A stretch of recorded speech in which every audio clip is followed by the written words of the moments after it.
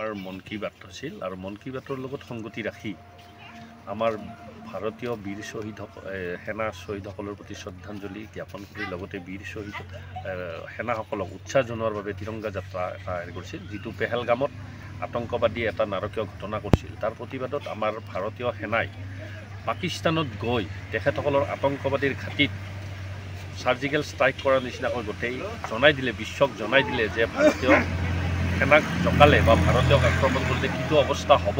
সেই নিমিত্তে আজি আমি ভাৰতীয় সেনাসকলক উৎসাহ উদ্দীপনা দিয়াৰ কাৰণে আমাৰ এই তিৰংগা যাত্ৰা আৰম্ভ কৰিছোঁ আৰু এই তিৰংগা যাত্ৰা গোটেই ভাৰতবৰ্ষতে হৈছে। ভাৰতবৰ্ষৰ লগতে আমাৰ চমৰীয়া সত্ৰ মণ্ডলত সংগতি ৰাখি গোটেইখিনি আমাৰ কাউন্সিলাৰ ৱাৰ্ড মেম্বাৰসকল আটাইয়ে বুথ সভাপতিসকলৰ লগত লগ লাগি ৰাইজৰ লগত সহযোগ কৰি আমি এই কাৰ্যসূচীটো আজি আমাৰ ভাৰতীয় জনতা পাৰ্টিৰ তৰফৰ পৰা প্ৰত্যেক মাহৰ শেষৰ ৰবিবাৰটো আমি মন কি বাত অনুষ্ঠানটো আমি পালন কৰোঁ।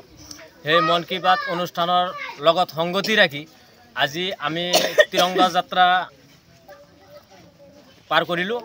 আৰ এইখিনিতে আমাৰ যিখন অলপতে হৈ যোৱা আমাৰ পাকিস্তানৰ লগত যিটো ভাৰতৰ লগত যিটো যুদ্ধ আমাৰ আৰম্ভ হৈছিল, সেই যুদ্ধত আমি যিটো অপাৰেশ্যন সিন্দুৰ বুলি কওঁ, সেই অপাৰেশ্যন সিন্দুৰটো আৰম্ভ কৰিছিল। আৰম্ভ কৰাৰ পিছত আমাৰ পাকিস্তানত ক'বলৈ গ'লে ভাৰতীয় সেনাৰ বীৰ জোৱানখিনিয়ে একদম তছনছ কৰি দিছে। সিহঁতৰ যিবিলাক অস্ত্ৰ আমাৰ ভাৰতলৈ পঠাই দিছিল, সেইখিনি আমাৰ সেই দেৱালীত আকাশবাজি ফুটোৱা অস্ত্ৰৰ নিচিনা কৰি মানে শেষ কৰি দিছিল। এইখিনিৰ কাৰণে আমি ভাৰতীয় সেনা বাহিনীৰ কাৰণে আমি গৌৰৱ আৰু প্ৰত্যেক ভাৰতীয় সেনাসকলক মোৰ তৰফৰ পৰা সকলৰ তৰফৰ পৰা মানে চেলুট জনাইছোঁ। আৰু অনাগত দিনতো যাতে ভাৰতৰ ওপৰত কোনেও ৰঙা চকু দেখাব নোৱাৰে, এইখিনি আমি ভাৰতীয় সেনা জোৱানসকলক উৎসাহ আৰু উদ্দীপনা দি থাকিম অনাগত দিনতো। আজি যেনেকৈ আমি ভাৰতীয় সেনাৰ কাৰণে ওলাইছোঁ, অনাগত দিনতো ওলাম। আমাৰ শৰীৰৰ শেষ বিন্দু ৰক্ত থকালৈকে যাতে কোনো ৰাষ্ট্ৰই ভাৰতৰ ওপৰত আক্ৰমণ কৰিব নোৱাৰে, এইখিনি কৈ মোৰ বক্তব্য সামৰণি মাৰিছোঁ।